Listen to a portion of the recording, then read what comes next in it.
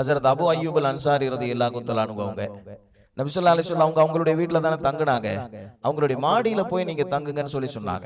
மாடியில நீங்க தங்குங்க. நபி ஸல்லல்லாஹு அலைஹி வஸல்லம் அவங்க சொன்னாங்க, இல்ல நீங்க மாடிக்கு போயிருங்க, நான் கீழே தங்கிக்கிறேன், அப்பதான் தோழர்கள் வந்து சந்தித்து செல்வதற்கு வசதியாக இருக்கும் அப்படின்னு சொல்லி சொன்னாங்க.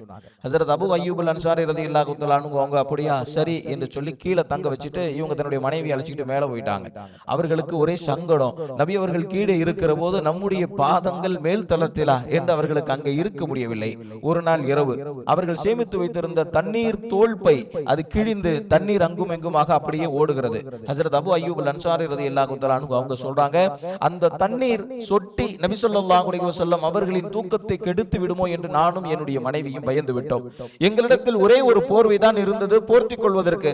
ஆனால் நபி அவர்களின் மீது ஒரு சொட்டு தண்ணீரும் பட்டுவிடக் கூடாது என்பதற்காக வேண்டி அந்த போர்வையை வைத்து அந்த தண்ணீரை உறிஞ்சி நாங்கள் அந்த தண்ணீர் சொட்டாமல் பார்த்து கொண்டோம். இரவு முழுக்க நாங்கள் தூங்கவில்லை.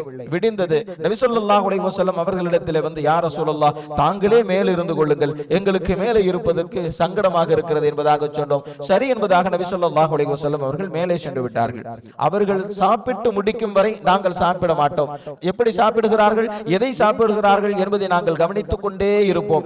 ஒரு முறை அவர்களுக்கு சமைத்து தந்தோம். நபி ஸல்லல்லாஹு அலைஹி வஸல்லம் அவர்கள் அந்த சாப்பாட்டை திருப்பி அனுப்பிவிட்டார்கள். நபி அவர்களுக்கு பிடிக்கவில்லையோ என்பதாக பதறி போனோம். நபி அவர்களிடத்தில் சென்று, யா ரசூலல்லாஹ், இந்த உணவு பிடிக்கவில்லையா என்பதாக கேட்டோம். நபி அவர்கள் சொன்னார்கள், இல்லை, இதில் நீங்கள் பச்சை பூண்டை பயன்படுத்தி இருக்கிறீர்கள், மலக்குமார்கள் என்னிடத்தில் வந்து செல்கிறார்கள், எனவே தான் நான் சாப்பிடவில்லை என்பதாக சொன்னார்கள். யா ரசூலல்லாஹ், பச்சை பூண்டை உண்பதை அல்லாஹ் தடுத்து விட்டானா என்பதாக கேட்டோம். இல்லை, உங்களுக்கு தடுக்கவில்லை, என்னிடத்தில் மலக்குமார்கள் வருகிற காரணத்தினால் நான் உண்பதில்லை என்பதாக சொன்னார்கள். ஹஸரத் அபு அய்யூப் அல் அன்சாரி ரலியல்லாஹு தஆலா அன்ஹு அவர்கள் சொல்லுகிறார்கள், நபி ஸல்லல்லாஹு அலைஹி வஸல்லம் அவர்கள் எந்த நாள் பச்சை பூண்டை சாப்பிட மாட்டேன் என்று சொன்னார்களோ அது முதல் என்னுடைய குடும்பமும் சாப்பிட்டதில்லை என்பதாக சொல்கிறார்.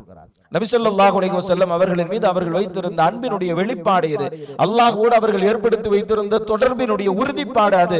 அவர்கள் என்ன எண்ணினாலும் அல்லாஹ் அதை அப்படியே செயல்படுத்தி கொடுப்பான். அல்லாஹ் உதவுவான் என்பார்கள், உதவுவான். அல்லாஹ் உணவு தருவான் என்று எண்ணுவார்கள், உணவு தருவான். போரில் வெற்றி தருவான் என்று எண்ணுவார்கள், அல்லாஹ் வெற்றியை தருவான். ஆக அல்லாஹ்வை நாம் எப்படி எண்ணுகிறோமோ அப்படி அல்லாஹ் நடந்து கொள்ள வேண்டும் என்று சொன்னால் அதற்கு ஒரு நிபந்தனை இருக்கிறது. அந்த நிபந்தனை அல்லாஹ்வோடு நம்முடைய தொடர்பு எப்படி இருக்கிறது என்பதை பொறுத்தே அல்லாஹ் நம்மிடத்தில் அப்படி நடந்து கொள்கிறார்.